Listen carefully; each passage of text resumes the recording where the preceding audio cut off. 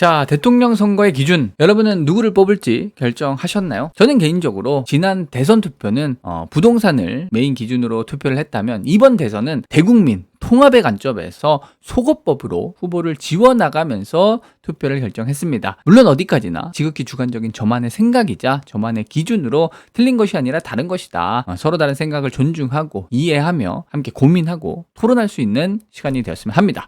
네, 결론적으로 정치 경제학, 즉 정치와 경제는 뗄래야 뗄 수 없는 불가분의 관계로 누가 당선이 될지, 그리고 향후 5년간 임기 내 주식이나 부동산 투자 전략까지도 함께 세워보았으니까 이 정치적인 색깔을 빼고 가볍게 재미로 끝까지 한번 봐주시면 좋을 것 같습니다.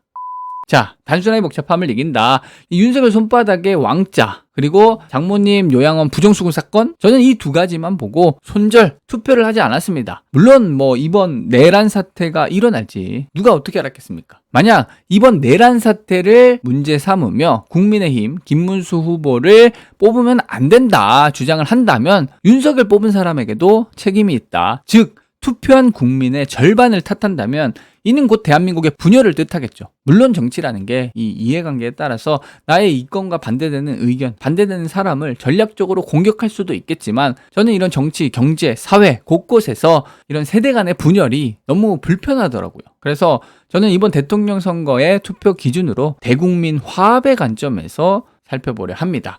물론 어차피 이재명 후보가 당선되는 분위기죠.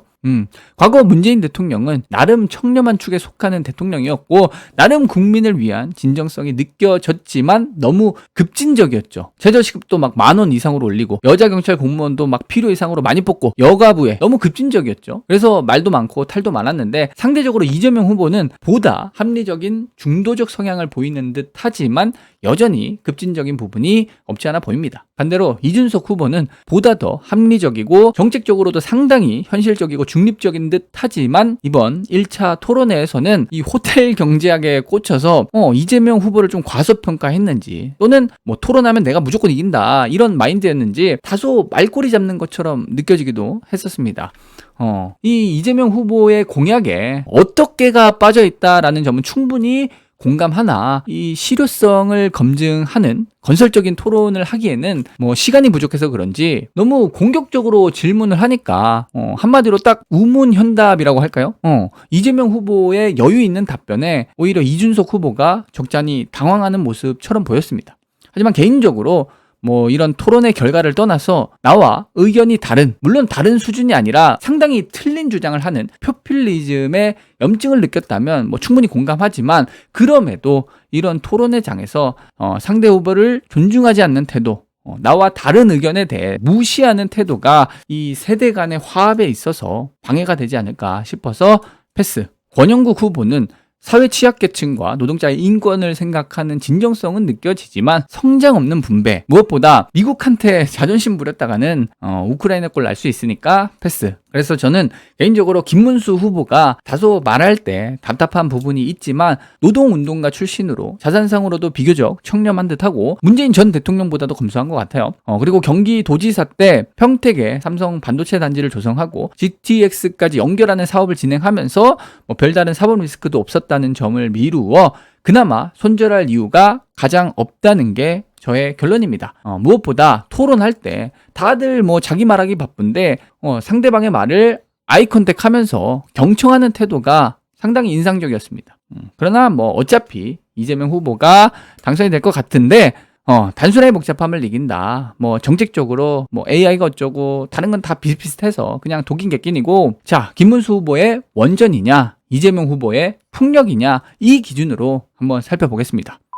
네. 그 전에 한 가지 짚고 넘어가고 싶은 게, 아니 미국이 달러를 찍겠다는데 이걸 누가 막을 것이며 전 세계 집값이 다 오르는데 이걸 문재인 전 대통령이 어떻게 잡겠습니까? 물론 정책적으로 아쉬운 부분도 많았지만 냉정하게 이런 불가피한 부분까지도 과도하게 욕을 많이 먹은 경향이 없지 않나, 저는 그렇게 생각합니다. 그래서 그 연장선으로 아니 집값 올렸다고 문재인 막 욕하면서 윤석열을 뽑으면 부자들 부동산 감세해 줄 텐데 진짜 문재인 싫다고 윤석열을 뽑는다? 이렇게 너무 감정적으로 선택하지 말고 저는 지난 대선 때 다주택자냐 무주택자냐 이 기준에 대해서 깊게 한번 생각해 볼 필요가 있다 강조를 드렸었는데, 자, 마찬가지로 지금은 트럼프가 관세 전쟁 하겠다는데 이걸 뭐 누가 대통령이 된다고 한들 어떻게 막겠습니까? 그러니까 코스피 5천은커녕 3천도 쉽지 않은 상황인데, 그나마 원전이면 뭐 기대나 해볼 수도 있겠지만 풍력, 태양광을 논하면서 또 세금 막 끌어다 쓰면서 사법 리스크까지 생각하면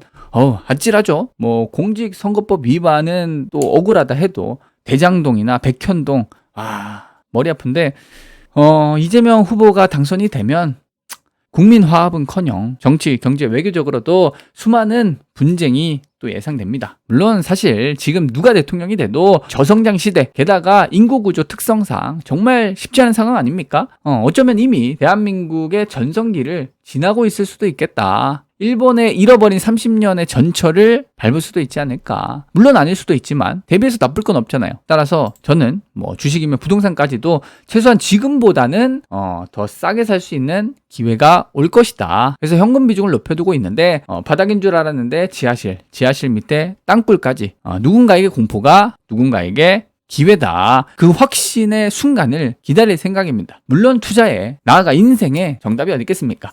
자신만의 기준을 세우고 스스로의 확신을 키우자. 어디까지나 지극히 주관적인 제 생각을 부디 현명하게 참고하셔서 모두들 소신껏 투표하시고 확신 투자 하셨으면 합니다. 확신!